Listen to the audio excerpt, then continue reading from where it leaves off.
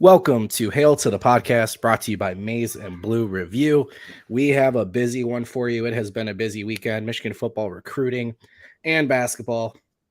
We're going to want to dive into recent visitors this weekend. Josh Henschke, our insider and publisher, is here with me. How are you doing, buddy? I'm doing great. How about yourself? Doing really well. I was telling you before we got on, I just had a nice steak dinner, so I'm comfy, I'm full. Probably going to crash right after this, but I'm excited. Like I said, we got a lot to talk about. We're going to dive into your intel on the recent visitors that came this weekend, including not just recruits, but a transfer potentially in the portal, grad transfer Josh Wallace from UMass. We're going to obviously talk about upcoming visitors because the next weekend is going to be even busier than this one, right? Yeah. Michigan's got a lot of visits coming in June. Talk about confidence with some folks there, anybody we think could commit coming out of that. And then we are going to dive into basketball. Michigan had their number one transfer portal target on campus and arguably the number one player in the 2024 class on campus as well.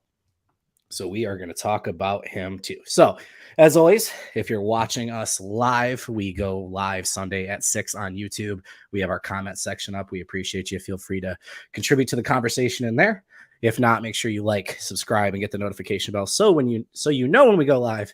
And then obviously to all of our folks listening on podcasts, we appreciate you. Same thing, make sure you're getting notifications for when we post. So let's dive right in, Josh. We've got 4 guys from this weekend that we want to talk about.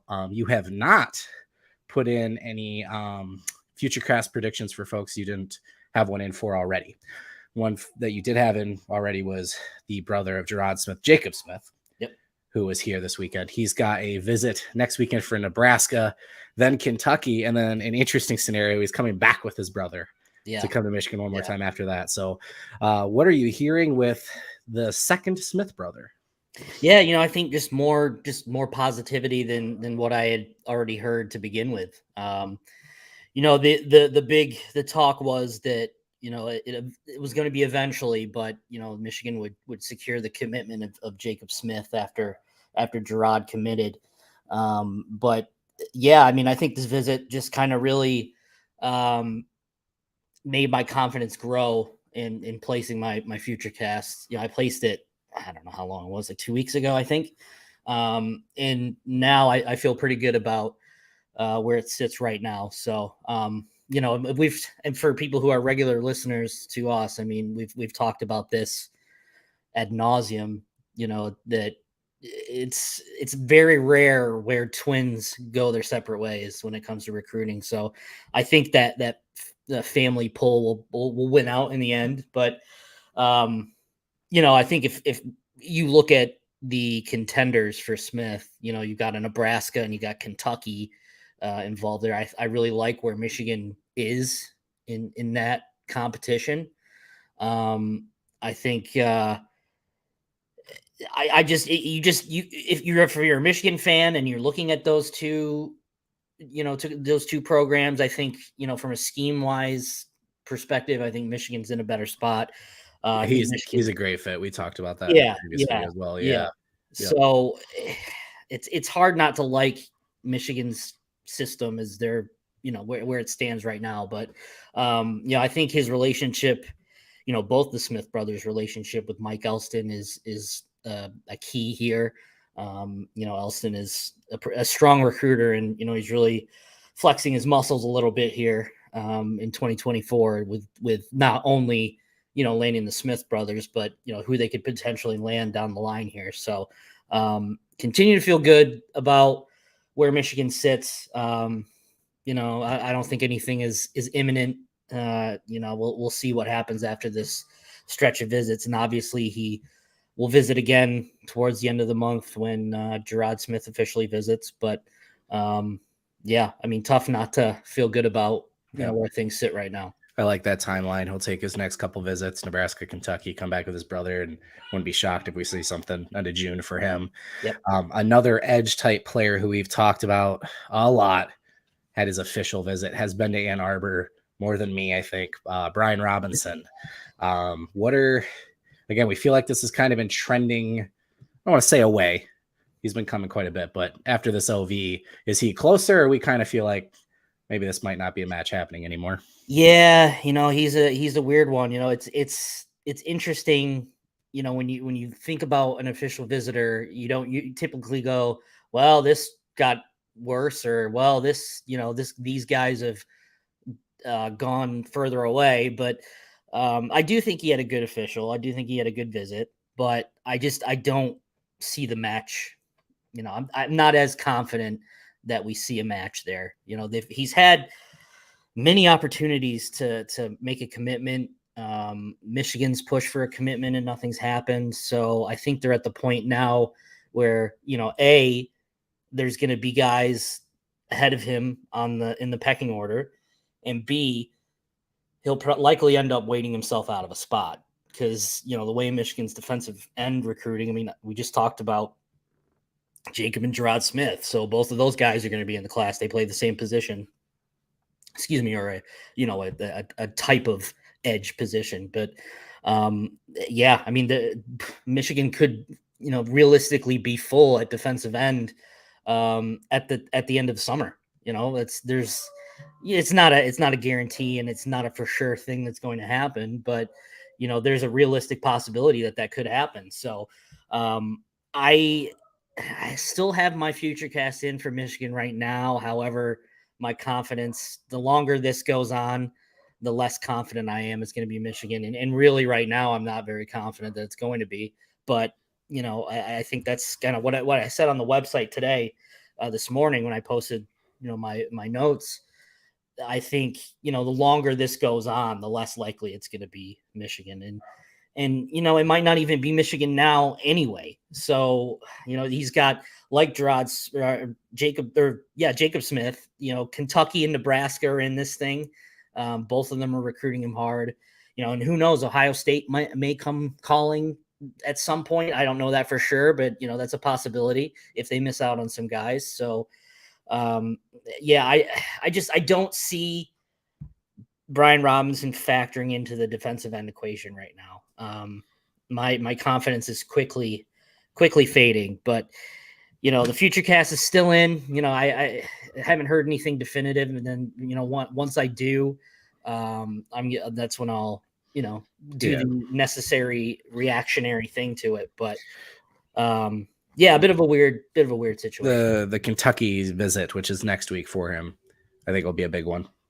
Yeah. Well, if any, he's a pretty quiet recruit overall. I mean, he's very public on his social media profile about himself and his work, but recruiting wise, we haven't heard a ton. I'll see what comes out of that Kentucky visit, and then Penn State after that is an interesting one.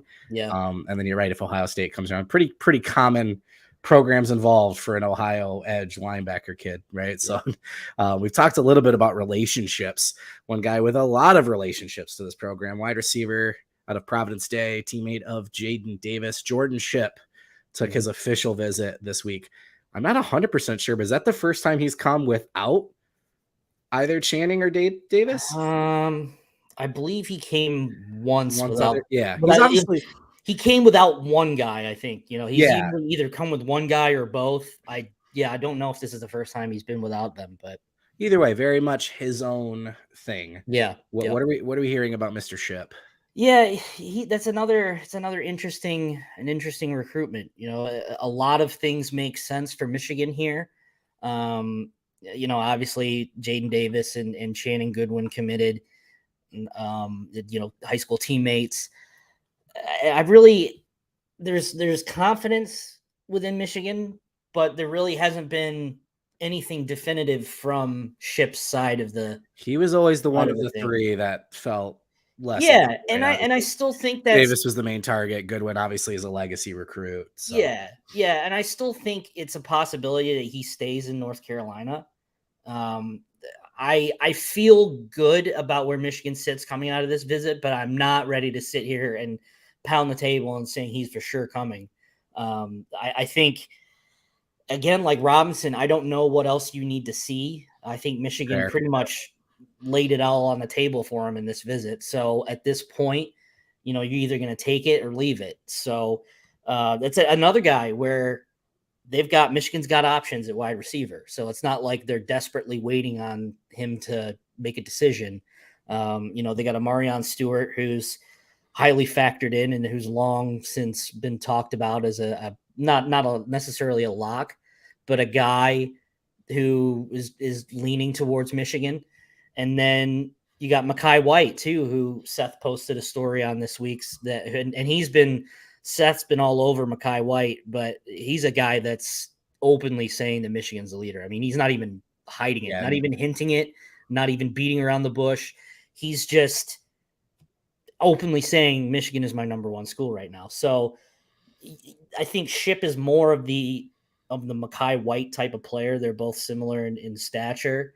And Marion Stewart is more the big guy. So again, someone's going to be waiting themselves out of a spot if George Ship is a legitimate option. I do think they're up there for him, but I think North Carolina, NC State have really recruited him well, and it wouldn't at all be surprising to see him, go just stay in the home state. So I think if Michigan does get him, I think it'd be huge for a guy like David Sanders in 2025, one of the top players in the class that also goes to Providence Day that Michigan's in on. I believe he's an offensive lineman. That'd be huge, huge for him. That kid's a stud. So we'll see, again, we're so many of these position groups are like, well, this talented guy might wait himself out of a spot in place of another talented guy. So there's a lot of moving pieces that still need to be fit in and all that good stuff. But I do like where Michigan sits right now. I'm not going to sit here and say Michigan's leader. Michigan is, this is a imminent thing, but I think Michigan gave it a really good shot, and probably this might be their last shot to really lay it on the table for Ship. So, we'll see what happens. Yeah, and we're in full-on visit season. He's heading to NC State. Yeah, you mentioned that next week. I think North Carolina probably would have been the leader by a decent margin before their OC went to Wisconsin. Yeah, so we'll see what goes on there. And then, I mean, you brought up Marion Stewart. He just had a pretty interesting visit to Wisconsin that I just mentioned. Yeah. So, I mean, we're going to learn a lot in June, but yeah, it was nice to see Ship come up. And then, like I said, we'll probably learn more in the next week or two there. An interesting prospect in my eyes, doesn't get talked about a lot, I think is underrated, at least on our site, and that's Marquis Gallegos. Safety out of California, has been to UCLA, is going to USC next, was here this weekend as well. Again, haven't heard a lot of chatter about him, but I think he's a really, really good player, really, really good fit. Have we heard any positive movement there with Gallegos? Yeah, I think he'll stay out west. Personally, I do think he'll stay out west. But again, I mean, I can't sit here and be like, oh, every kid has a good visit. I don't think I've ever heard a kid come out of a visit and say, wow, that visit sucked. I'm never going back there again. You never hear it. I did have one Texas kid that came up when we had some random snow back when we weren't expecting it. And he said good things, but he definitely made it very obvious the weather was a problem. Yeah, right. But other than that, nobody's going to say, dude, this visit sucked. Yeah, right. Exactly. Yeah, no one's going to say that. So he's a guy that I need to track down to get a little more comments from. But things have been quiet on that front. I think for good reason, because I think, the USC's, UCLA's, and Oregon's of the world will probably get his attention more. I know that the Michigan offer, when I spoke to him before, when he first got offered by the program, Michigan were in his top 5 almost immediately. Really liked the academic side of things, and I know that was a priority for him coming into this visit. And obviously, Michigan gives a whole presentation on academics and all that stuff, so that those boxes are checked. But nothing super groundbreaking or super, headlining coming out of the visit with Gallegos just right now. Maybe, in a day or two, something comes out, but again, he's a guy that I'm expecting to stay out west. But one of those situations where Michigan will give it their best shot. You never know what happens when you get a kid on campus. Yeah, he's interesting to me too, because he's kind of like the first test of the California kid you struggle to see leaving California. What does he do with UCLA and USC joining the Big Ten? And that pitch of, hey, we're coming back here. every year. Your folks, everybody can come still see you out west. It's going to be interesting to see that impact on recruiting. And he's kind of the first. I mean, I know there's others, but like, yeah, true. Like, hey, this is a California kid. Like, are they going to be able to play that angle? It'd be interesting. So yeah, with Jacob Smith, we're kind of reaffirming, feel good about the future cast there. Do you think that'll trail through his visits end of the month till he comes back with his brother? And then Ship and Robinson are very similar situations where we've kind of felt like they would be in for a while. And the longer this goes on, it just feels like maybe not. Yep. And then, yeah, Gallegos, we'll see. Maybe progress was made. That USC visit's going to be a big deal. Would not be shocked if he commits the weekend of that visit to USC. So we'll see how that goes. Michigan had another visitor as well, a transfer portal edition. And yes, the transfer portal's closed. Grad transfers can still go in.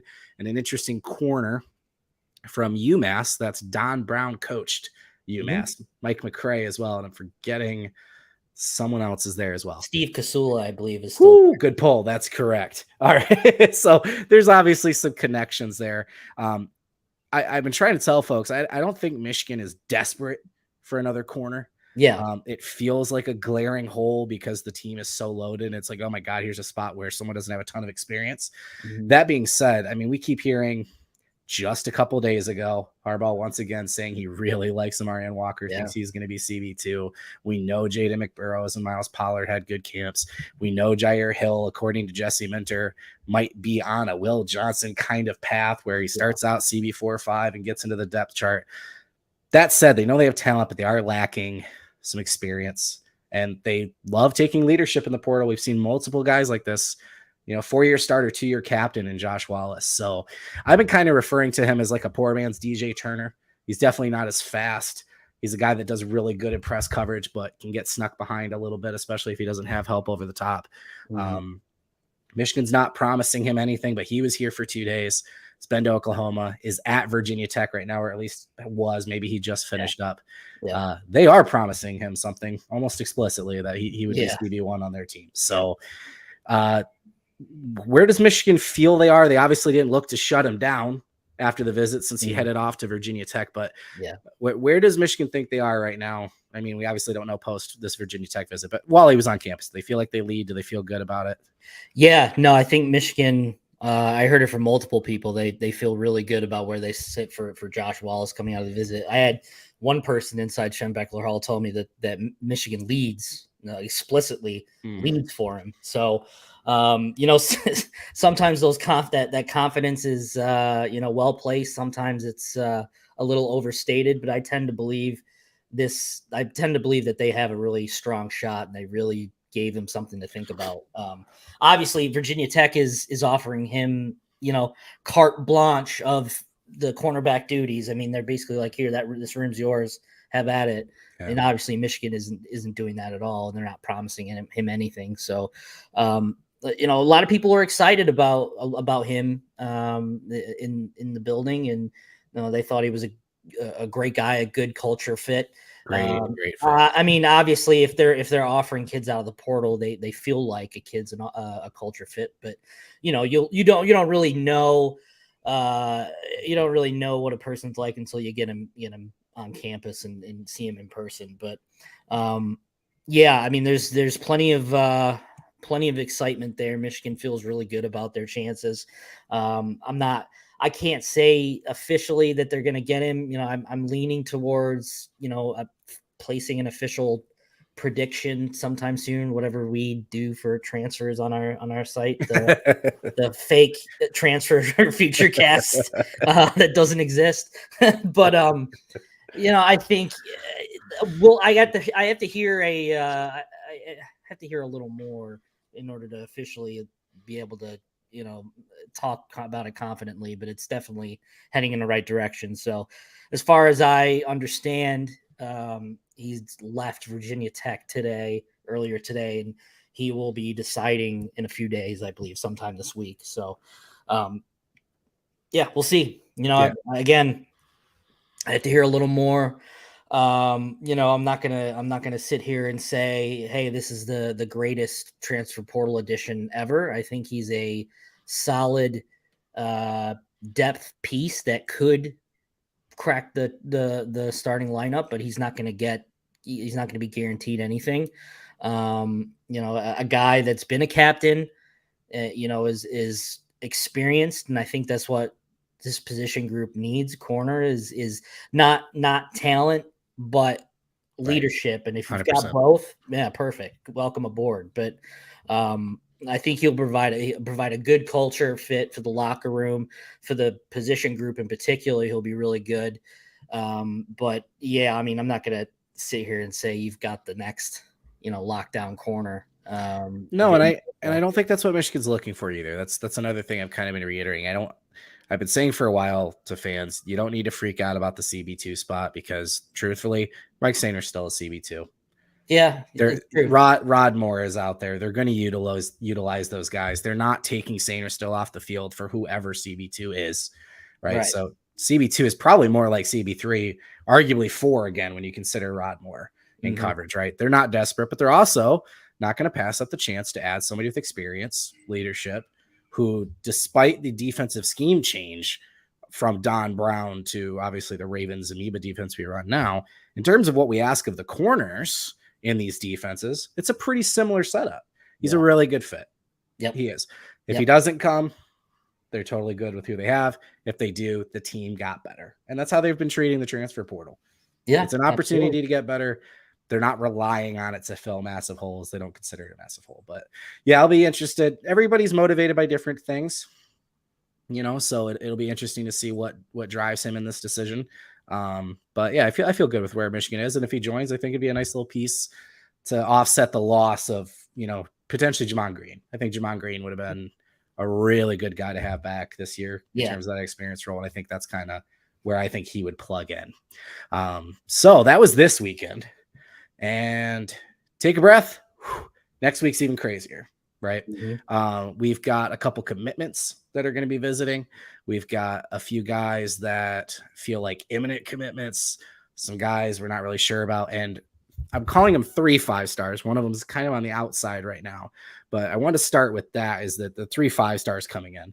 I don't know. I guess I kind of want to ask of the 3 who you think Michigan might be able to make some ground up with. I don't know that Michigan is really considered a top 2 or 3 choice even for a few of these, but we've got Justin Scott, wide receiver Ryan Wingo, and then corner from Ohio, Bryce West. Yeah, that's those are the 3 5-star caliber players coming in this weekend.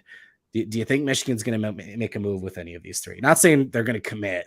Yeah, but where we start actually talking about them like serious options. Yeah, I think their best shot is probably with Justin Scott. These are tough because I don't think they're going to get all 3 of those guys. That's not saying they have a great shot with Justin Scott. You're just saying of the 3, right? Yeah. So I think he has a really good relationship with Mike Elston. That sounds like a broken record when I say this stuff, but Mike Elston has done a really good job there. I know Justin Scott's been intrigued by the Michigan program for a while and just needed to come up for a visit. So, at that point, anything can happen. I'm not expecting some earth-shattering visit to totally shake up his recruitment process, but I think, out of all 3 of those guys, I think they have the best chance to make some waves with Aaron Scott. And I think, Justin Scott. I was thinking of the other Ohio corner. Speaking of Ohio corners, Bryce West. I think, some people might be sitting here going, well, why aren't you saying Bryce West? I think Bryce West knows what Michigan is and knows what Michigan's about. And he's been on campus so many times that I don't think an official visit is going to totally change how he views Michigan and how he would potentially view a fit there. So again, I do think he goes to Ohio State. I do. However, I'm not sold that both Aaron Scott and Bryce West will go to Ohio State together. And I think it's a big tell that they're not both coming to this visit together. Yeah. Yep. So he's a sneaky guy. Bryce West is a sneaky guy that the commits feel good about. And at the same time, the commits also feel good about Aaron Scott. So, and it's not a slam dunk that it's going to be one or the other either. Aaron Scott grew up loving Oregon. talking about like the kid's bed sheets at his house right now are Oregon bed sheets. He's got the poster on the wall in his bedroom. This is like legit fandom. So, and they're going to be a factor. It's the glitz and glamour of Oregon really catches the attention of all these recruits. But it's so there's some opportunities there, and with Ryan Wingo, I think he had a Georgia visit today, and I don't think when you're talking about wide receiver talent, especially 5-star wide receiver talent, I don't think Michigan can compete with Georgia for 5-star wide receiver talent, just because the offenses are just so different. It's just Georgia's has become more dynamic. We've talked about this before in terms of selling a vision versus results. Yeah. Right.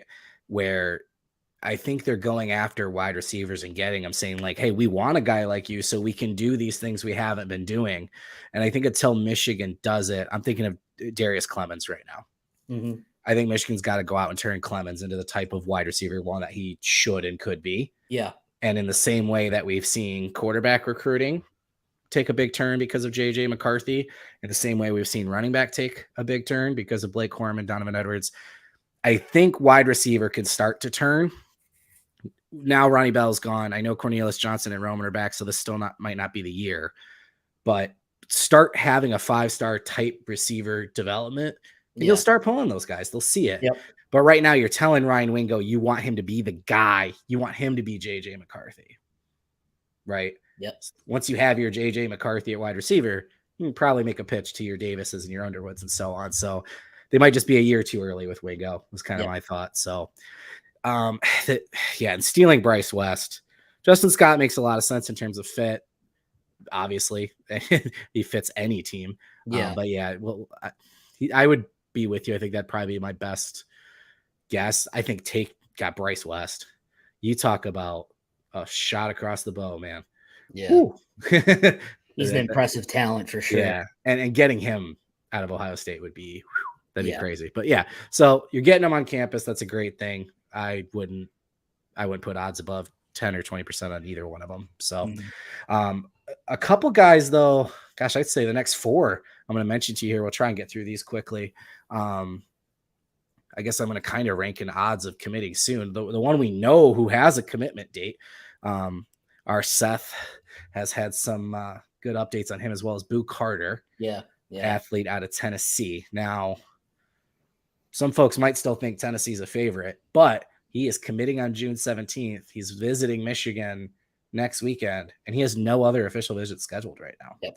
So on paper, I mean, it's easy to connect the dots there, but how are you feeling about Boo Carter coming in next weekend? And then obviously committing a little bit more than a week after that. Right. Yeah. I think that's a big deal. Big deal. I do think Tennessee's probably going to get him, but I don't discount Michigan sneaking in there and taking him. I feel that way for a couple of reasons. A, he's obviously visiting before he commits, and that's the only official visit he's going to take. B, he's bringing his whole family with him to the Michigan official. That's the first time his entire family will be on Michigan's campus. And you know how Michigan does with the parents. They do really well there. That's where they win. Yep. Yeah, exactly. Yeah. And C, he's in group chats with the commits. He's in group chats talking to these guys every day. A guy like Jacob Oden, Jeremiah Beasley knows him very well. They're really close friends. And obviously we're expecting Jeremiah Beasley to commit to Michigan at the end of June. But I think Michigan has a shot to sneak in here, and I'm not going to, I can't say I'm guaranteeing it or I'm saying it's for sure happening, but there's a real possibility that Michigan can get that final official visit. And this is if he doesn't take a visit, another visit to Tennessee or anywhere else after this. If Michigan can really just knock it out of the park with Carter on his official visit, which I expect them to. I don't expect them to ever have a bad planned for visit wise, but I really do think they have a chance to sneak in and steal Carter away from Tennessee. I think the relationships he has with not only the coaching staff but multiple commits is huge. It's a big deal. So we'll see. We've been talking about that. Just again, how tight knit this commit class is, and you can kind of tell like the guys that are in that circle. Some of the guys that maybe fade out of the Brian Robinson's a guy that we've kind of talked about. Like part of the fading feeling has been his interaction with the guys that are already committed, right? Yeah, so, or lack thereof. That's what I mean. Yeah, exactly. Yeah, good way to put it. So lack thereof. So yeah, I mean, you gotta like the timeline. If if I take that part out of it, the guy feels like, of course, he's going to go to Tennessee. But if you're a Michigan fan right now, you like the direction everything's going with him. Another guy, I guess I don't really know how to classify this. When the offensive line commits were dropping, what felt like left and right for a minute there, we thought, and at the time, Max Anderson kind of was the leader, and we kind of felt like that was going to trend away, which it has. And the guy we've been slotting in as that next offensive lineman for a while has been Bennett Warren. Yeah. He was at Texas A&M last week, who I think is probably considered the leader right now, right? Going to Oklahoma after that. But he's a guy I've pictured in this class. Like I said, when Frazier and Sprague and those guys were dropping, it felt like it was going to be him. So now that he's coming in, do you think, again, we know it's going to be a good visit, but where do you feel like Bennett Warren fits into this formula? Obviously, Michigan's got their sights on some big name offensive lineman targets still too. But I spoke to him. I just exchanged a couple of messages with him a couple of days ago just to kind of see where things were at before the visit. And he told me that he doesn't have any leaders right now. So good. Okay. There's a lot of folks that think it's Texas A&M, man. Yeah, I mean, it makes sense, vicinity wise. I would say Texas people don't think their Texas kids leave. So exactly. Yeah. So, I know he said that Michigan was his leader coming out of his spring visit. Yep. That's kind of what prompted our future cast selections for him, because he was basically pretty open about Michigan being the team to beat. But I think the scales have balanced out a little bit here. And I think Michigan has a chance to tip him back in its favor. I mean, there was a reason why he said what he said coming out of the Michigan visit. It's not like it was, maybe he's the type of kid that has a strong visit afterglow after, every visit he takes. I mean, if he does, that's fine. But, I think there was a reason that he was interested in Michigan and liked what he saw for a reason. And I think, Michigan can get right back in it.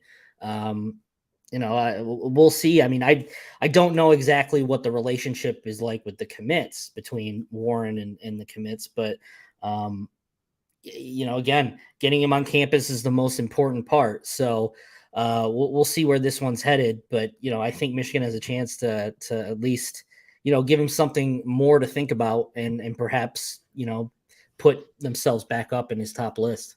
Do you think there's a chance, given, again, that Michigan's still kind of floating around a couple big name offensive linemen, is there a chance that Warren's offer is not even committable right now? I don't. Or are they just next man up, or last spot, whatever? Yeah, I think they're at the point now where they'll just take whoever wants to come. They've had their list of guys that they'll want to choose from. Michael Ewing comes to mind. There's a couple of others that that are out there, but I think at this point they're in a position where they can just say, all right, whoever wants to commit, this spot's yours. And maybe you earmark an extra scholarship for an elite guy that wants to come or something, like, if there's an extra special kid that wants to come. So I don't think his offer isn't committable right now. I think Michigan would take his commitment if he were to give it. So yeah, I mean, we'll see, because that those Texas schools are hard to ignore. His relationship with A&M obviously is been growing rapidly, and that's the backyard school. So yeah, I mean, I think they'd be happy to take Michigan would be happy to take him if he decided he wanted to commit, for sure. Yeah, and I think it's going to be Michigan or Texas A&M. Yeah. And depending on, heck, maybe the day, Michigan could be the leader. So we'll see how his visit goes. Obviously, we've got 2 edge players that we've discussed pretty heavily in the last few weeks: Elias Rudolph and Dominic Nichols, both coming on the June 9th visit. Let's start with Rudolph. He just left Pitt. He's got Miami and now Ohio State. Looks like, he still might make his way to Penn State, but that's not on the board right now. How are we feeling about Rudolph, and do we think we're going to have to wait for this visit stretch, or are we going to feel pretty good after this visit about maybe thinking he's coming for sure? Yeah, I think we'll have to wait until after the visit. I think, Michigan had some early buzz with Rudolph here a couple of weeks ago. Pitt and it really felt like Pitt and Michigan were the 2 biggest teams that had the most buzz. But I think a lot of this is just a reason for Ohio State to kind of pick up the love for him again, because it was long a couple of weeks ago. It was kind of considered that he was not a lock, but like a heavy lean to Ohio State. So this could be an opportunity for them to realize, this kid's slipping. Maybe we'll get him back. But I'm not expecting Rudolph to head to Ann Arbor with the intentions to commit. Maybe I can never say never, but I don't expect Rudolph to be in the class. I think Michigan will get a guy more likely like Devin Baxter over Elias Rudolph. And the next guy we're going to talk about, Dominic Nichols, I think he'll be part of the group too. But Rudolph is an interesting one, because there's a possibility where you could have a really strong visit and his mind and timeline completely flips. So again, we've said this again. We say this so many times. There's just, Michigan is recruiting so well right now that they're running out of spots, and with so many talented guys that would want to commit, they're going to have to tell a good guy no at some point. Yeah, and it feels like they're in on guys that we weren't considering, right? They're finding their ways into a lot of top 3. Yeah. Right? Yeah. Like we used to joke like, oh, they're just putting the Michigan hat on the table. They have the hat on the table, and now it's like not just a hat on the table. We're talking like in the top 2 or 3 choices for a lot of guys. Yeah. Nichols is a one. Yeah, you just mentioned. Ever since he got his offer, it just kind of felt like he was going to keep getting closer and closer to Michigan. Yeah. So he visited Wisconsin last week. He's coming to Michigan in this group for the next weekend, and then Kentucky again. I mean, we've talked about this before. The crossover. Kentucky's going to be the 16th. Nichols is a guy I feel pretty confident about. Yeah. But where were you at with Nichols? Yeah, he's a guy that I would not be surprised if he shut down his recruitment after this visit. Maybe during the weekend or shortly after. I think has that opportunity to speed up his timeline. Again, he's got a really good relationship with Mike Elson. I feel like a broken record when I talk about these edge guys, but it's just facts. Elson has done a really good job recruiting these defensive linemen. So I do think, I think Michigan is coming into this visit. I do think Michigan is the team to beat, with probably Wisconsin number 2, a close number 2. I don't think there's a huge gulf between those schools, but I do think Michigan is the team to beat. And after this weekend, I obviously will have a clearer view of where things stand. But I do think this could be the type of visit where he shuts things down afterwards, or at least, takes the Kentucky official and then shuts it down after that, if not just out of respect for Kentucky. Yeah, I don't think either one of us are predicting it, but like I get messages all the time. We see it on the board all the time, right? Who's committing next? Blah, blah, blah. Yeah. He's just a guy I could see doing it. Yep, for sure. Yeah. And there's 2 more coming next weekend as well that I don't want to use the word imminent, but in terms of likely commits or guys that could commit coming out of the weekend. 2 defensive tackles. I'm going to butcher his last name. Can you do it for me, David? Oh, Pale. David P. Yeah, David Pale, I believe it is. Yeah. I think you're right, but I didn't want to offend him. He's visited Penn State. He's coming. Yep. And then Owen, we're still assuming Waffle for now. Yeah, I haven't heard otherwise. and I want it to be Waffle badly. So he decommitted from Notre Dame. Like I said, some weird suggestions coming out of that, but hey, Mike Elston again. Yep. Right. So those are two guys I think are coming in to kind of, the Michigan's looking to seal the deal right there and have their interior all set.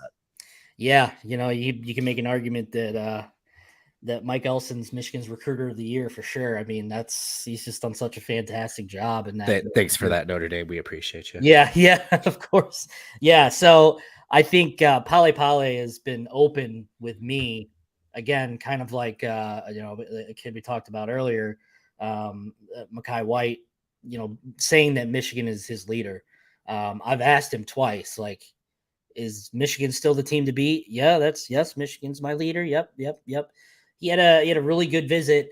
I believe it was in April. It visited in April. And after that, it's been Michigan ever since. So I expect, I don't know his visit schedule off the top of my head, and I don't know Waffle's visit schedule either.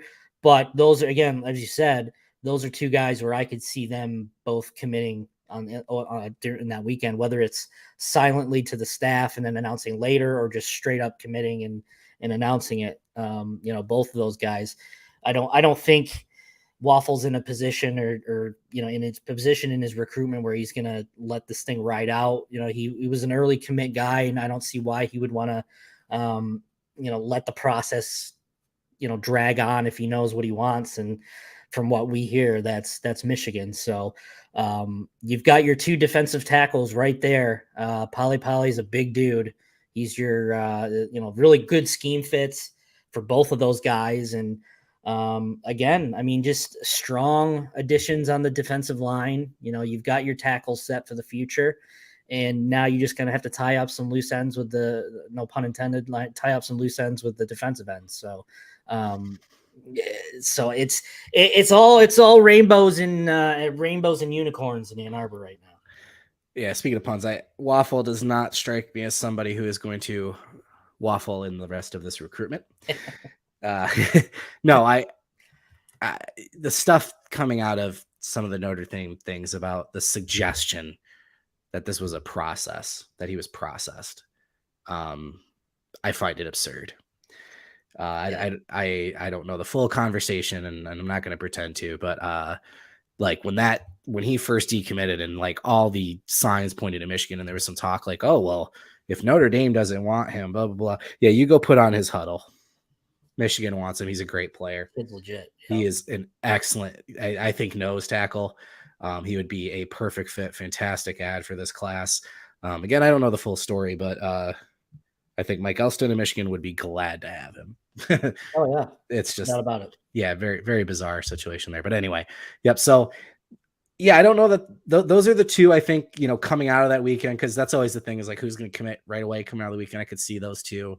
Like you said, I could see Nichols, shutting it down. But long term, this weekend that we just had with Jacob Smith, Ship, Robinson, Gallegos, and then the visitors coming. Mm-hmm. I mean, there's a half dozen dudes there that when you look back could be in this Michigan class. Yeah. Yep. For sure. So, and there's more coming, right?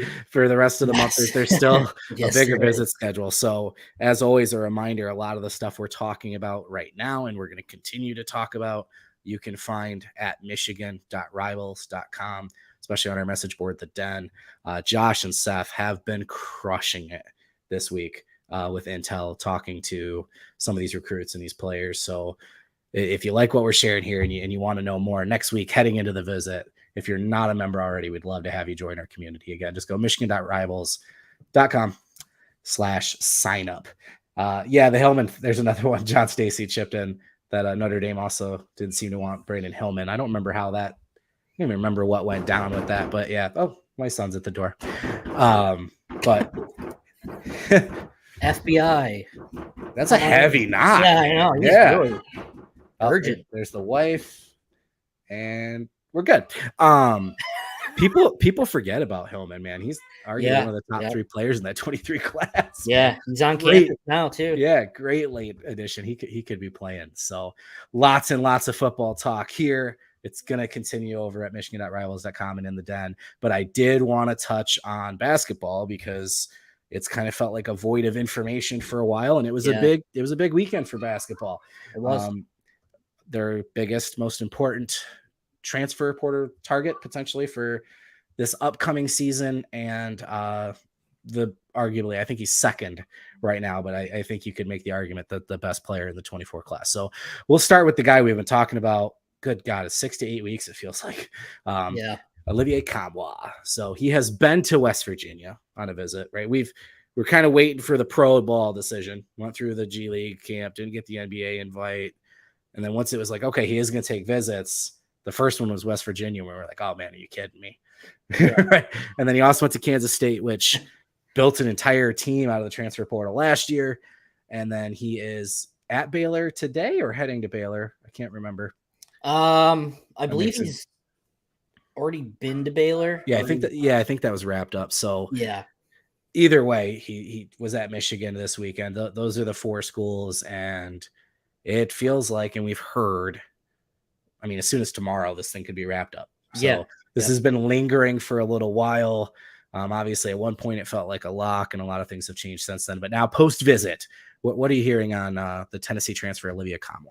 Yeah, not a whole lot. Again, I feel like it's absolutely useless saying that he had a great visit because, duh. I mean, he had we've said this like 3 times during this podcast. He had a good visit, and we're going to say that about Flory Badunga coming up too. So he had a good visit. So I think right now I would predict that he's going to Michigan. I think he's going to Michigan. I don't know for a fact that he's going to Michigan, but I think Michigan did enough to show what the hype was about with them. I mean, they had the early buzz, and I think this visit kind of put that neat little bow on it. They can, out of all these schools, man, they can offer the most playing time. They can offer the biggest role. I think the pitch has changed a little, right? Yeah. With Caleb Love gone, he was going to be a big piece of something. Yep. And other than, Doug being obviously the ball handler and distributor, they could be telling Kamwa that you're going to be our number 1 guy at this point. Yeah. Next year, right? Very well could be. Very well could be. Yeah. So a guy that definitely has pro aspirations. And I know we'll get into this in a minute with the Badunga, recruitment. Some people have kind of turned in the way they look at Juwan, but Juwan played big man in the NBA for a long time. Mm-hmm. Right. So there is still that draw for some of the bigger players looking to go. So, yeah, absolutely. I will say the multiple visits is encouraging to me because when it was first West Virginia, my thought was, well, that's done. Yeah, I had the same thought. They have been an NIL powerhouse. So, but like you said, from a role standpoint, they already have a huge transfer portal class. Mm-hmm. Right. Kansas State's interesting because a couple of the guys they brought in have already left, and that's kind of a revolving door there right now. And then Baylor's Baylor. Right. So, we'll see, but we expect to hear something on that probably pretty quickly. Yeah, probably. I would not be surprised if this thing's done midweek. Yeah, maybe shortly after on Thursday or something. But yeah, I think that'll get. I think we're finally reaching the light at the end of the tunnel here with this situation that seemed like it's been going on for months now. It really does. So, I think Michigan's going to be the choice. I don't know, but again, it's hard not to like what Michigan has sold him, that has been selling him. There's nothing you to hide from him. I mean, it's very, very obvious what his role will be and his minutes available are. I mean, whether you guarantee minutes or promise minutes or what, they're going to be there. It's not like it's not a secret. Yeah. Michigan needs guys, and he's definitely going to be, one of those key guys. Even if it is for a year. Yeah, and this was at one point categorized as NBA or Michigan. Yep. Right. So this isn't Michigan's not starting from scratch here. Right. They've had a head start and been in a good position with him for a while. So yeah, we'll see. We've talked about that one for a bit. So now, like you said, Flory Badunga, number 1 center in the 2024 class. Yeah. I think he's number 2 right now. I would argue he's probably going to end up the number one player in that class. Yeah, he's a stud. He's unbelievable for a guy that's not played a lot of basketball. Yeah. Right. Yeah. So he's on campus. And I think I don't know what I want to call it, if just negative attention or just the aura, whatever you want to call it, that's kind of come around the basketball program since missing the tournament. And then obviously Hunter transferring and, et cetera. Getting him on campus is a big deal. I know you're going to say he had a good visit. There was some talk about him being a reclass potentially. I know you can get into that, but just big picture, getting him on campus and potentially him committing to Michigan, what does that do for the perception and projection of this program under Juwan Howard? Yeah, I think it would do a lot. It shows that Juwan is still capable of bringing recruiting talent to Michigan. I mean, he's shown it. With the last couple of cycles ago with Caleb Houston and Moussa Diabate, number one recruiting class, whatever. That obviously didn't work out super well for them. I think the big thing, I don't think personally, Juwan's recruiting should be necessarily questioned.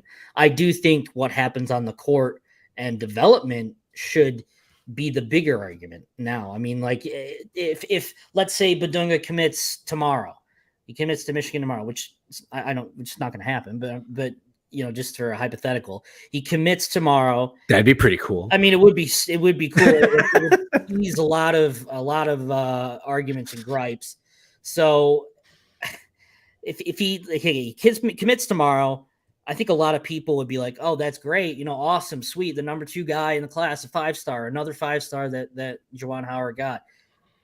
But does he stay more than 1 year, or does he help the team win? I think that's the big thing. Michigan's had really bad luck in terms of getting guys to stick around, which maybe that you got to recruit your roster harder, or it goes to show that they're doing well in terms of developing NBA players. I don't know what the real answer to that question is. I don't know what side of the argument that should be on, but all I do know is that they've had a hard time, bad luck keeping guys. So, a commitment would be great, from a narrative standpoint, from an attitude standpoint, but we're at the point now where we have to look at it from, okay, but what does he do down the line? What does he do to help the program get better? Does he just show up, hang out for a bit, and then dip to the NBA, or is he actually actively making this team better? Interesting dynamic right now with the basketball program in terms of recruiting. So I do think it would be great. I mean, I think Juwan could use a little bit of a confidence boost with just something going right for once, and maybe Kamwa helps with that too. But they've had some bad luck and they need a few, bounces to go their way. More than one. I mean, they need multiple bounces. I mean, football is everything, right? So with all the NIL talk, everybody was pretty focused on football and what they thought was going to happen. Yeah. And I think you saw a Wild West scenario for a little bit. I've beat this subject to death on Dennis's show that we do live at 1:00 every day. That got reeled in really quickly, just naturally by the market. You've got, players transfer immediately because they picked the school by the money, and then the boosters are mad that they paid the money and the guy didn't stick around, or players were promised something they didn't get and whatever. And Michigan's in a really good position. So that really settled down. In basketball, I don't think people realized what was going to happen to basketball. Because fair argument to make. It is such a bizarre landscape right now. And you feel for a guy like Juwan because, I mean, Duke and North Carolina are losing guys, right? Like this isn't like a situation where the rich got richer, or even you could argue there's been some parity because a team like Kansas State was able to make a run after they turned their program over. But look what the reward was. Again, a lot of the guys transferred out again. Yep. Right. And then, okay, you're going to recruit really well. But if you go get a guy that wants to be one and done no matter what, right, you get the number 1 class with, you got Diabate in Houston. And basically, if they had any chance of getting drafted, they were going, and they did, regardless of what happened. So you can't build with that. You develop a guy like Kobe Buffkin, great job, but you developed him into a lottery pick, which is a great selling point, but now he's gone. Right. And it's like, and then on the flip side of that, you look in the Big Ten and everybody from Michigan State comes back. And then nice little slap in the face. Terrence Shannon is going back to Illinois for another year. Right. It's just crazy. Like, you've got to figure out, I don't know what the formula is. It's so tough in college basketball right now. So until, I think they're in their Wild West right now. Mm-hmm. And I think Juwan came in very much with a strategy that he executed. And then now it's like, wait, what? It happens so quickly. I'm with you. I do think there's a lot of criticism for some of the on the court stuff and maybe some decisions and some of that. But if you want to think you have the answer to recruiting right now, I'm not saying what's happening is right. It's a tough situation, but I don't know what the answer is. Well, I do think, and to be fair to Juwan, and if we're gonna bag on him, at least we'll defend him somewhat. I do think the basketball program, that's what I'm trying to do, should. I do think they need some more NIL support. Yeah. I think the NIL scales at Michigan are heavily tilted towards football, and it should be. That's your moneymaker. That's what you've built your athletic department on, is the football program. However, if you want to be competitive in the transfer portal market, and now in recruiting, when you pitch this NIL program, I do think Juwan should get a little more the support than what he's getting right now. I mean, he's sitting there scrambling like, what can I do? I can't offer $400,000 for a recruit. I can't, this guy's offering $400,000, but the most I can do is 50,000 with the support that I have. I think a lot of that has to do with it too. And I think, it might feel like, NIL is the fallback option when a kid doesn't go to your school. Oh, he's getting the bag. But I do think now the bag and NIL is a legitimate argument to make for why some programs are struggling, because they don't have the support to offer a competitive, or I'm sorry, but collectives to offer a competitive package for these kids. So it's wild west out there right now, and I think it's worse in basketball than it is in football. I think football learned its lesson. Obviously, a lot more programs in and a lot more money in football, but I think a lot of these, I think I totally agree with you. I think the water hasn't found its level on the basketball side of things yet, and it's going to take a couple of messy situations before that starts evening out. However, I do think Michigan should get more support on the NIL for the basketball side of things. I do think Juwan needs to get that support for sure. Counter argument is winning fixes everything. True. And that's, again, I mean, football, everyone's like, well, wait, what did football do? They won. Yeah. Right. And I mean, from an NIL standpoint, yes, I've been talking about Michigan's roadmap, what they've been talking about doing, they're doing, it's working, etc. I don't want to get into that too much. But Juwan Howard, and I'm going to bring up admissions too, because this is part of it, right? The idea of the hand tied behind the back, but I'm making this argument in terms of NIL being a issue. Terrence Shannon wanted to come to Michigan. Caleb Love wanted to come to Michigan, right?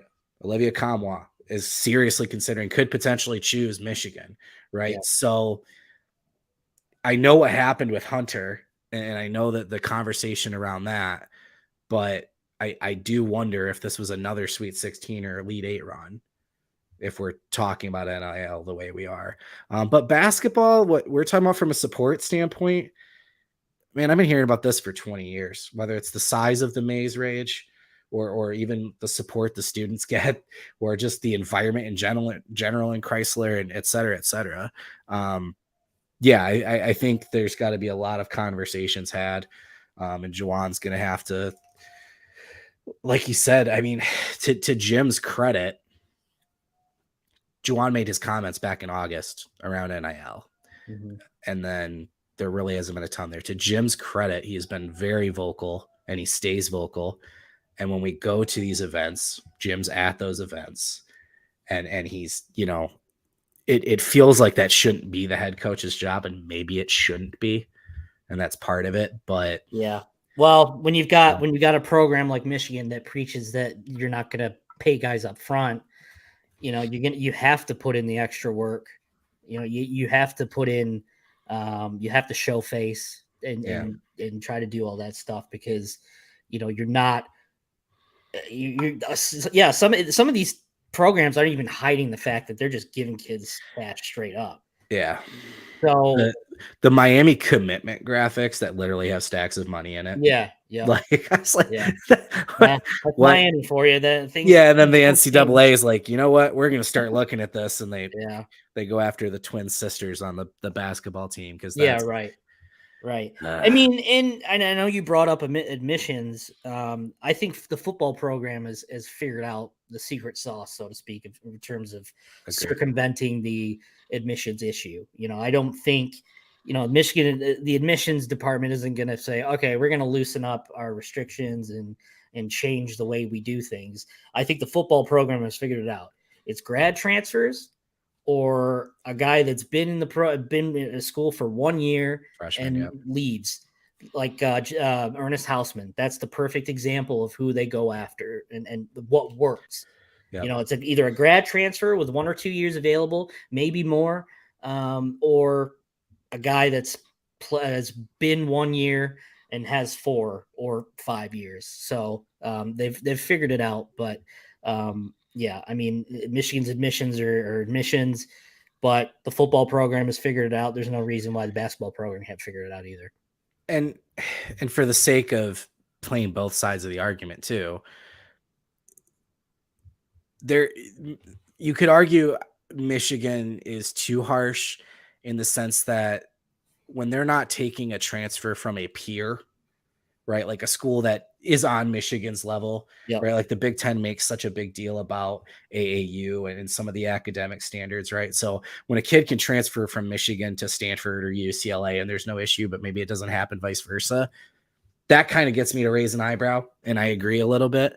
I will say, and I'm not going to get into any details here because I'm not going to try and disparage a kid or a specific person at all, but there have been some situations where some of these kids where we're screaming about admissions have failed for the last year or something, right? Like these other schools are doing things when you talk about circumventing, they're going to another level, right? So you could argue Michigan needs to move the line down a little bit in terms of transfers, and I'm here for that conversation.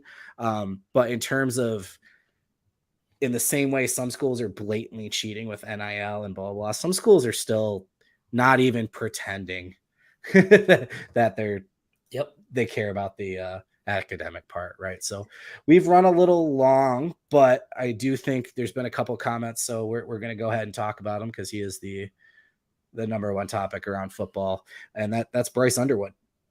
Yeah, right. We've been talking about him a ton. He was a guy that kind of, towards the tail end of the Matt Weiss tenure, I might even say kind of faded. He did. The family has been pretty upfront about that Michigan was kind of out for a little bit there. Yep. We've praised Kurt Campbell and the work that he's done there. He continues to make his way over to Ann Arbor. And in terms of the 2025 recruiting, what was a very wide, I don't know why I said 25. It sounded weird to me. What was once a very wide net, pretty clear there's one fish left at this point. And that's Bryce Underwood. Yep. Yeah, no, Seth Berry and I attended the National College Showcase at Wayne State on Thursday, and Bryce was one of the campers there. Same with Boo Carter. Jeremiah Beasley as well was there, and a couple other guys. But yeah, I spoke to Bryce. I spoke to Bryce on Thursday, and just to kind of get a feel of where things stand and what's next. And he basically flat out saying it without specifically saying it, that the main reason why Michigan is back in this thing is because of Kurt Campbell. He's brought this thing. I'll come out and say he's brought this thing back from the dead. He has resurrected this recruitment almost single-handedly. I don't think Bryce was feeling the love from Weiss and the program earlier, and now with Kirk Campbell and his energy inserted into the program, things have done a complete 180. I mean, it's just completely, it's a different feel in this recruitment. It's, I was very pessimistic only a few short weeks ago. You and I have talked about it on this show. We were very pessimistic. Now it's a completely different mood. It's a different, I actually feel somewhat optimistic now that Michigan has a really good shot with Bryce Underwood. He's mentioned that his family is really liking what Michigan is doing in terms of building relationships. They've felt the love, and he feels like Kirk Campbell is putting him first, which is huge. And that's all he wanted. He just wanted to feel courted, I guess. He just wanted to feel like a priority. And that's exactly what Kirk Campbell's doing. And I know we actually brought it up on this show too. If, Underwood were to pick Michigan, is Jaden Davis's presence on the depth chart an issue? And I asked him that question, and he said he didn't care. He's only focusing on his class. He's coming in to a program to beat them on the depth chart and play. Well, and honestly, in this world, what top program isn't taking an elite QB every year? Right. I think that used to be a big conversation starter back in the day, but like, where's he going to go that didn't just take a top QB last year that isn't already a top program? Right. Mm-hmm. So I'm glad he had that answer, but I don't think it can't be a problem here because it's going to be a problem everywhere. Right. Well, and if you're a competitive guy like he is, you're not going to be afraid of competition. He's the number one player in his class. He's not scared of anybody. I do understand the question. I mean, it's a legitimate question to ask, but because they want to play as freshmen. Right. Exactly. And he very well could, but I think he's that good. But yeah, if you're a guy like that, like the number one quarterback in your class, a 5-star, top 5 player nationally, you don't care if Joe Montana in his prime was on your depth chart. And you know what else? I keep talking about Michigan being able to sell an actual thing, a result versus a vision. Michigan can tell every quarterback, we won a Big Ten championship with Cade McNamara, and JJ McCarthy won the job. We will play the player that gives us the best chance to win. Yeah. Right. Like that move, I said it at the time, was earth-shattering for the projection of QB recruiting because of not only what JJ can do on the field and potentially selling the offense, but guess what? A lot of people, especially in the early first few years of the hardball, we talked about meritocracy. It felt like there was some favoring to upperclassmen, right? And now, nope. We will have 2 top QBs, and we will let the best QB play. Right. And that's their argument to everybody. We encourage competition. We are not promising you anything. You got to work for it. But if you earn it, we will give it to you. Yeah, absolutely. Right. And then you've got JJ recruiting Jaden, and Jaden has been open about as soon as he's called upon, if he needs to jump in and help recruiting Bryce or whoever it is, he'll do it too. Like there's this brotherhood forming there. Yep. No, it's good to see. Obviously you don't want egos in that room. And again, it just speaks to the culture in Michigan right now. It's just, it's very, very good. And people are quickly picking up on that culture, whether you're been in there and been in college football for multiple years, or if you're a high school senior, you pick up on that culture quickly. And we'll see. I mean, it's a long way to go for 2025 kids. Yeah. Long way to go. However, when we're talking about quarterbacks, they do like to commit early. Mm-hmm. So we'll see. I mean, I am now optimistic Michigan has a great shot. I'm not saying Michigan will get him, but I think Kirk Campbell is again, just like with Jaden Davis, I think Kirk Campbell deserves a ton of credit for where Michigan sits with Bryce Underwood right now. Yeah. It's easy for us. I know I always say that whenever we talk about Weiss, I feel like it's like, once the guy's out the door, it's easy to trash him, right? Yeah. I'm not saying this. You're not saying this. No. Davis and his family, Underwood and his family, some other, Yeah. I mean, they're being very explicit about this. Yeah. Right. Which it's fine. Some coaches are good at one thing. Some coaches are good at another thing. Some coaches are good at both things. I think some folks wanted Harbaugh to go out and hire blah, blah, blah. And kind of like, oh, who's Kurt Campbell? And then you find out, oh, the guy's a former OC. Right. But also that he knows Harbaugh's been focusing on recruiters since 2021 and relationships and culture. And man, Kurt Campbell's just a home run so far. Yep. And yeah, I'm with you. I think I went from Michigan has no shot to Michigan has a shot, but I am a little curious about a Bama or a USC or one of these, high pass offenses to, if I had to make it 51-49, the 51 right now, I'm saying Michigan. Like I'm starting to lean that way. So, yeah. And you see some other schools, Ohio State and Alabama offering St. Clair recently. Right. So, I mean, I know everybody's going to kind of cast out their net for 25, but where it feels like some of the bigger schools are trying to line up multiple dudes and figure out where they sit. Yeah. Michigan's not hiding who they feel is their number one guy. Right. And, if you're Michigan, you want St. Clair to commit early before Bryce, because that immediately eliminates who he picks. If it's Ohio State, the Buckeyes are eliminated. And I don't think, I don't know for sure, but I just don't see Ohio State as a huge threat for Underwood right now. I think they'll be a competitor. I would put Bama ahead of Ohio State for threat wise, but I agree. St. Clair commits to Bama. That's Bama gone. So, these other, when they're still casting this wide net, you have to hope that they decide that they want to take a guy like St. Clair over Underwood, whoever wants to commit first. So the less options, the better for Michigan, obviously. Yeah. And I do think Underwood's the driver of it, being that he's the top one. But I'm with you. If he's going to leave Michigan, I don't think he's staying close. Yeah. Right. I think he loves Michigan. He has to, with how often he goes there, right? We know he feels comfortable, but like I said, if he feels drawn to either what Lincoln Riley does in the offense at USC or what Alabama has been for a decade and a half, that's one thing.